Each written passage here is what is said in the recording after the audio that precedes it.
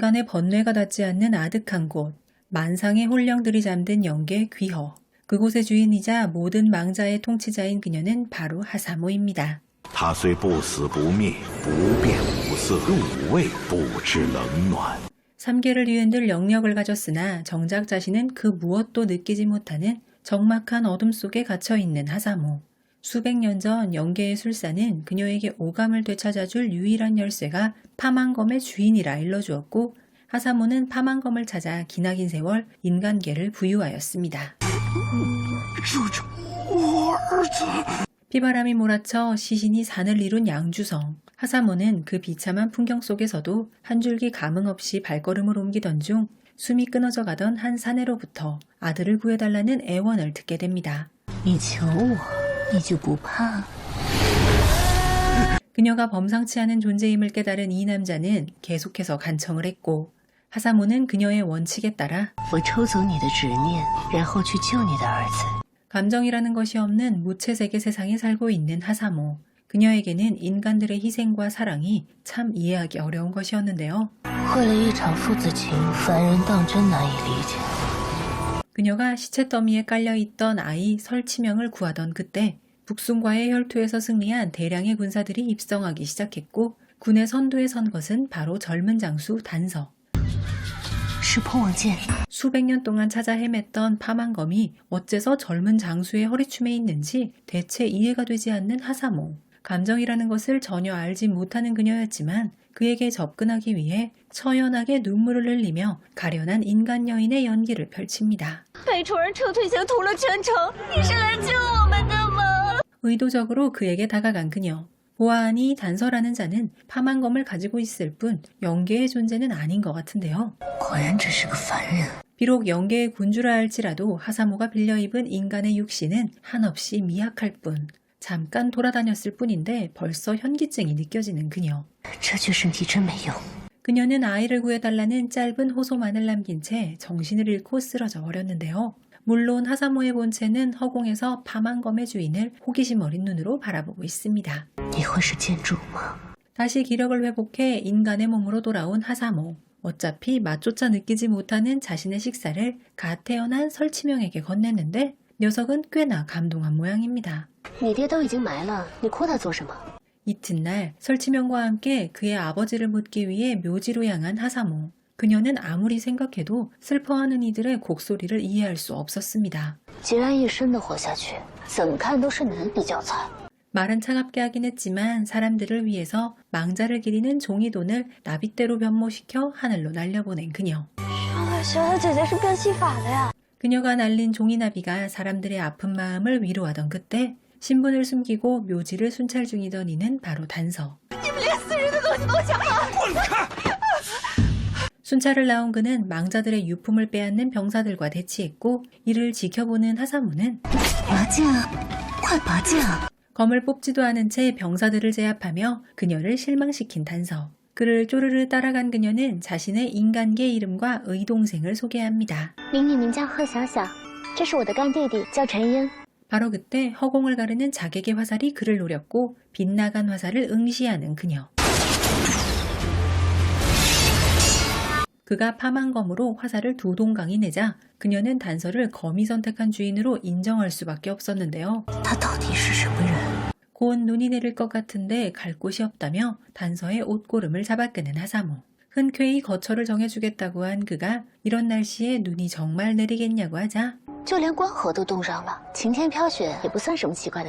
잠시 후 정말 그녀의 말대로 눈이 내리기 시작했고 그녀에게 가리개를 씌워주는 단서.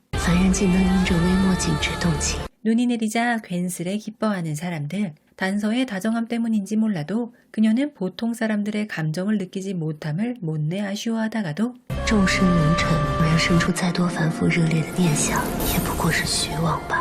영계의 부활을 통해 단서를 조사케 한 하사모. 그녀는 그가 곧 죽을 운명이라고 하는데요. 난세의 전장에서 파만검이 선택한 단서가 머지않아 명을 다할 것이라 여긴 하사모는 그가 죽는 날 그의 소원을 들어주고 검을 취하리라 마음먹었습니다. 그녀의 말이 씨가 되었는지 그날 밤도 단서를 노리는 자객의 습격이 있었는데요. 하사모는 높은 곳에서 이를 관망하였으나 어느덧 그녀가 빌린 인간의 육체는 한기에 얼어붙고 있었습니다. 这具身子就是娇贵。 차디차게 얼어붙은 손을 녹이고자 법기 말령등을 준비한 그녀.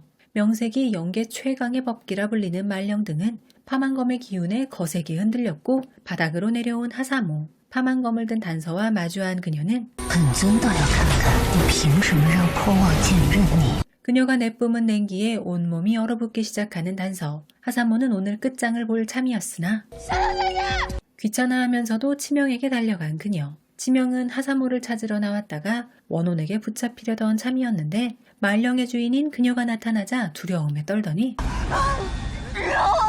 원혼은 공포에 질려 흩어졌고 다정한 누나인 척 의동생 치명에게 달려간 하사모.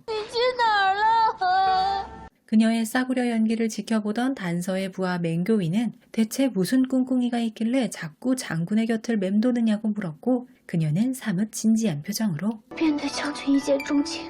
하사모의 도발적 언사에 당황해하던 맹교위는 허튼 수작 부리지 말라며 그녀를 보냈지만 사실 단서의 명을 받고 그녀를 조사하던 중이었는데요. 他在城内并无亲眷， 다음날 맹교위는 양주성 내에 그녀를 아는 사람은 없었다는 것과 하사모가 날씨의 변화를 단 한치의 오차도 없이 맞췄음을 보고하였습니다.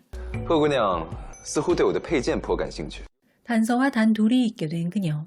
단도직입적으로 그가 파만검을 얻게 된 연유를 물었지만 단서는 시원하게 대답해주지 않았는데요. 我知姑娘可预知天气， 잠시 후 본론을 꺼낸 단서. 그는 그녀를 군의 전략을 돕는 책사로 두고 싶다며 동풍이 강하게 휘몰아칠 날을 알려달라고 합니다. 可否带我上城降官封？ 두 사람이 성벽에 올라간다고 하자 눈치가 빠른 치명은 그녀의 겉옷도 챙겨주고 두 사람이 먹을 간식거리까지 챙겨주는데요. 不知来处，也不知去处。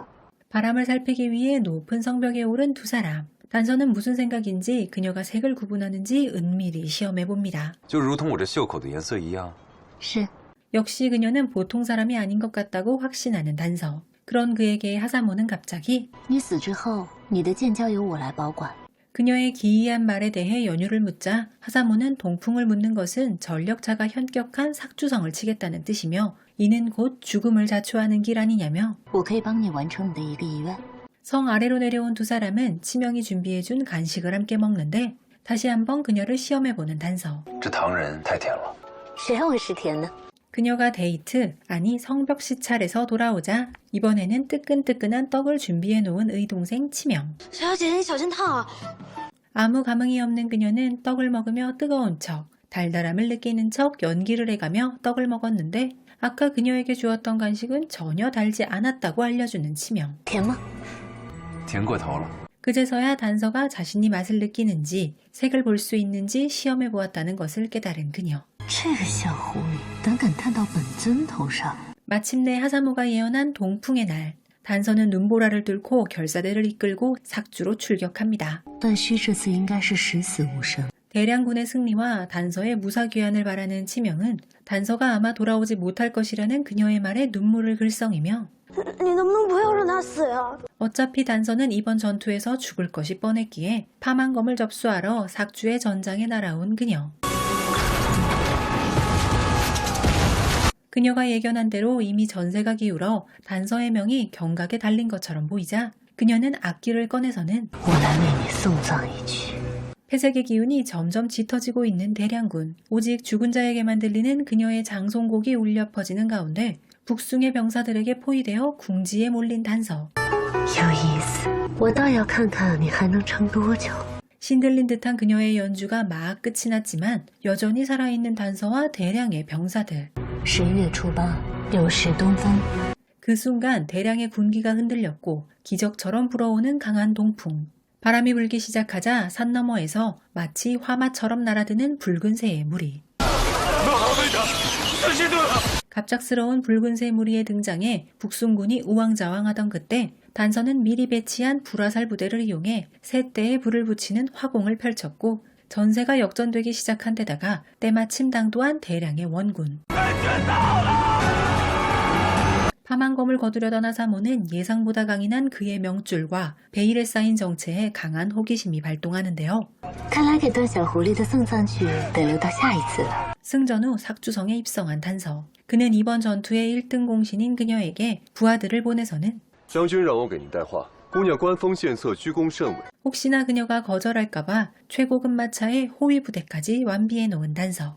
段小狐狸，你还算挺聪明。 치명과 함께 마차를 타고 삭주로 출발한 하사모. 긴 여정 끝에 삭주에 도착한 그녀는 그를 반갑게 맞이했지만 这副肉身又扛不住了。 긴 여정에 지친 그녀의 허약한 육체는 마차에서 떨어지다 단서의 품에 안기게 되었는데요. 그가 몸에서 열이 난다며 감기에 걸린 거 아니냐고 하자 段将军，你又想来试探我？ 전혀 느끼지 못했던 고열에 시달리던 그녀는 한참 후에 깨어났고 단서는 직접 의원을 부르더니 잠시 후에는 탕약까지 가지고 왔는데요. 我听孟晚说你喜欢我， 탕약을 모두 닦아낸 후 서로에 대한 이야기를 시작하는 두 사람. 그는 이제 연기는 하지 말자면서 贺姑娘，或者我该叫你没有五感的奇人异士。 그녀는 피차 일반 아니냐며 그가 정말 단서가 맞는지 물었고 그가 당황해하자 就别戳破那层纸吧。 이후 하사모의 조언에 따라 요충지인 관아다리를 폭파하는 작전에 돌입한 단서와 대량군. 하사모는 이번에도 무채색 전장을 거닐며 삶과 죽음이 교차하는 과정을 지켜보았습니다. 段小狐不是早就知道程军会偷袭了？ 기습을 준비하던 단서와 조우한 하사모. 그녀는 흥분과 두려움이 교차하는 듯한 그의 눈동자를 바라보며 凡人眼里看到的死亡是什么样的？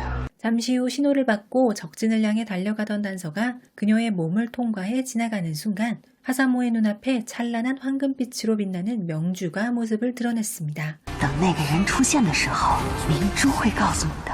수백 년 전 그녀의 이모는 언젠가 그녀와 오감을 잇는 결주인이 나타나면 명주가 나타날 것이라는 얘기를 한 적이 있었는데 단서가 바로 그녀에게 오감을 전해줄 결주인이었던 것입니다. 단서가 목숨을 걸고 전장에서 싸우는 모습을 바라보는 그녀에게는 오감을 몰라 산자도 죽은 자도 아닌 것처럼 느껴졌던 지난 수백 년이 떠오릅니다. 那个能给我带来无感的人出现了。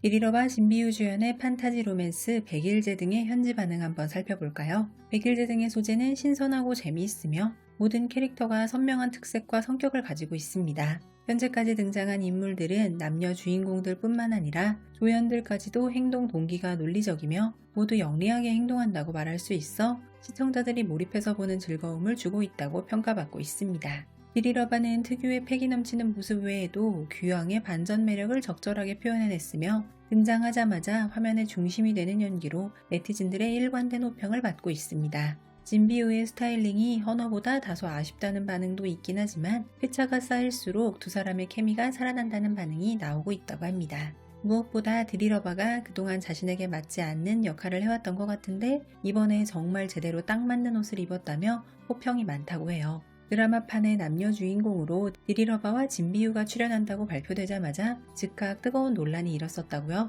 적지 않은 네티즌들은 두 사람이 함께 있는 모습이 잘 어울리지 않을 것 같다고 생각했다고 해요. 하지만 막상 정식 방영이 시작되자 디리러바가 전장에서 진비유를 구해내는 것을 시작으로 붉은 옷을 입고 그를 유혹하며 교활한 미소를 짓다가도 다음 순간 그를 짓누르며 목을 움켜쥐는 일련의 동작들을 막힘없이 소화하고 치명적이고 묘한 분위기를 풍기며 앞선 논란이 쏙 들어갔다고 합니다. 백일제 등은 현재 현지 플랫폼 텐센트에서 방영 중에 있습니다.